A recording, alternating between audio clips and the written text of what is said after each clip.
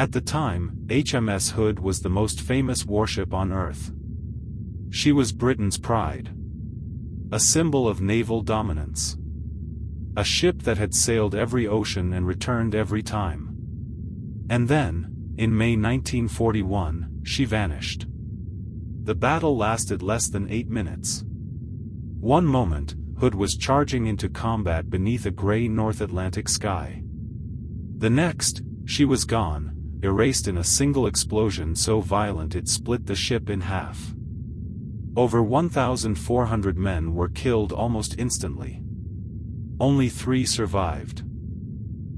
What makes Hood's destruction so shocking isn't just how fast it happened. It's that everyone believed she couldn't be sunk that way. Hood was massive, heavily armed, and terrifyingly fast for her size. But beneath her reputation was a fatal flaw, one the Royal Navy knew about, and hoped they'd never have to test. When Hood encountered the German battleship Bismarck, she sailed directly into her worst possible scenario. A straight-line duel. At long range. Against a ship designed to punch straight through armor. The first shells landed wide. Then one didn't.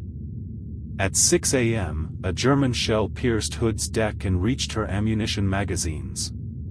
What followed was one of the largest non-nuclear explosions ever recorded at sea. Witnesses described a fireball rising hundreds of feet into the air. Then silence. Britain's most powerful warship was gone, in under 8 minutes. And the ocean closed over her wreck. HMS Hood looked unstoppable. She was fast. She was heavily armed.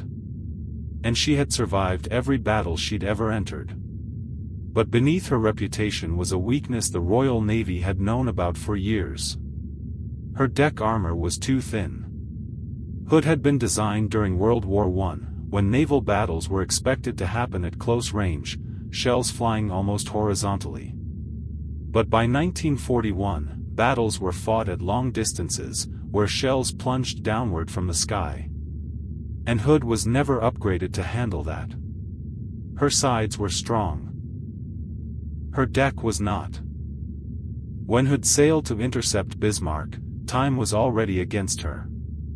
There was no opportunity for modernization. No chance to reinforce her armor. Britain needed her now. As dawn broke over the Denmark Strait, Hood and her escort, HMS Prince of Wales, spotted the German fleet. The distance was long. The seas were rough. And Hood was approaching at the worst possible angle. Every mile she closed increased the danger. Her commanders knew it, but turning away was unthinkable. Britain's most famous ship could not hesitate. At 5:52 a.m., the first shots were fired. Towering columns of water erupted around the ships as shells missed their mark. The range closed rapidly. Hood surged forward, racing to bring her guns to bear. At 5:59 a.m., the range closed to less than 10 miles. HMS Hood surged forward through heavy seas, firing full broadsides as towering shells roared overhead. The water around her erupted in white columns as German shells fell closer with every adjustment. Then, one shell didn't miss. Witnesses aboard Prince of Wales saw it happen. A single shell from Bismarck arced high, plunging downward at a steep angle. It struck near Hood's rear deck, exactly where her armor was thinnest. But with every second that passed, she was exposing her greatest vulnerability. And aboard Bismarck, German gunners were adjusting their aim. One shell found its target. And the flaw that had followed Hood for decades was about to claim her, in a single, devastating moment. At 5:59 a.m., the range closed to less than 10 miles. HMS Hood surged forward through heavy seas, firing full broadsides as towering shells roared overhead. The water around her erupted in white columns as German shells fell closer with every adjustment. Then, one shell didn't miss.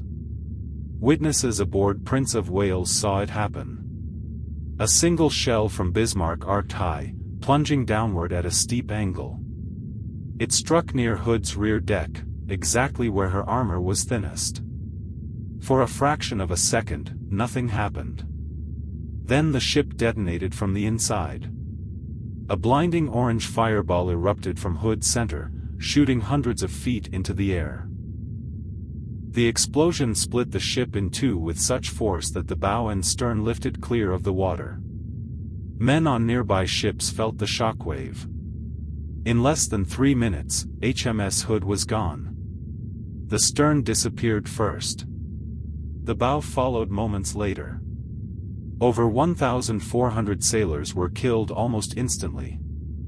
Only 3 men survived, thrown clear by the blast, pulled from freezing water amid oil and debris. Prince of Wales, stunned and damaged, turned away under heavy fire. The Atlantic fell eerily quiet. Britain's pride had vanished before the battle had truly begun. And the Royal Navy understood something terrifying. If Bismarck could destroy Hood so easily, nothing else was safe. The hunt that followed would be merciless. For decades, HMS Hood lay hidden beneath the North Atlantic. There were no survivor stories to guide searchers. No clear wreckage field. Only eyewitness accounts of an explosion so violent that it erased the ship in minutes. It wasn't until 2001, 60 years later, that her remains were finally found. What explorers discovered was haunting. Hood lay broken in two, her bow and stern separated by hundreds of feet. The central section, where the explosion occurred, was simply gone, obliterated by the blast. The bow rested upright, massive and silent, her forward guns still pointing toward the horizon. The stern lay twisted nearby, torn apart where the magazines had detonated. The wreck confirmed what many had suspected. Hood hadn't slowly burned or flooded.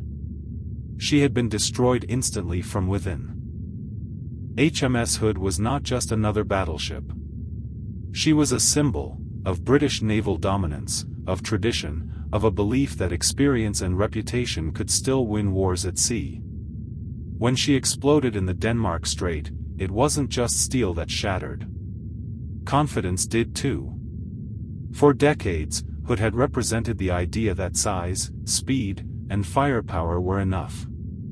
That no enemy ship would ever risk engaging her head-on. And for years, that belief had gone unchallenged. Until 8 minutes proved it wrong. In the aftermath, the Royal Navy struggled to understand how such a disaster had happened so quickly. Investigations confirmed what many feared: Hood had been vulnerable for years. Her deck armor had never been modernized. Her ammunition layout reflected an older kind of naval warfare. But war had changed faster than she had. Long-range plunging fire. Heavier shells. Aircraft coordination. The explosion that destroyed Hood wasn't just an accident. It was the collision of two eras, and Hood was on the losing side. Across Britain, the loss hit hard. Newspapers struggled to explain it. Families waited for answers that never came. And behind closed doors, naval planners quietly rewrote the future of battleship design. Hood's destruction sent a message no navy could ignore. No ship was untouchable anymore. Today, HMS Hood rests more than 9,000 feet beneath the Atlantic, broken cleanly in two. The bow still rises from the seafloor, massive and imposing, as if frozen in its final charge. The stern lies separated in darkness, torn apart where the explosion erased the heart of the ship. Nothing moves around her. No light reaches her naturally. No sound carries that deep. More than 1,400 sailors remain sealed inside the wreck, untouched, protected, and forever part of the ocean. The site is now a war grave, guarded not by weapons, but by depth and silence. Explorers who have seen the wreck describe it as haunting, not because of what is there, but because of what is missing. The center of the ship, where the explosion occurred, is simply gone. As if the sea itself swallowed the evidence. Hood no longer represents power.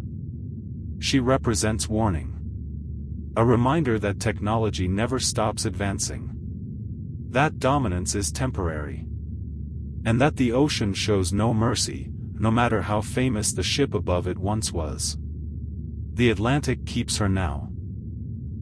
And here, in Deep Sea Warzone, we remember her, not as an icon of strength, but as proof that even legends can vanish in seconds.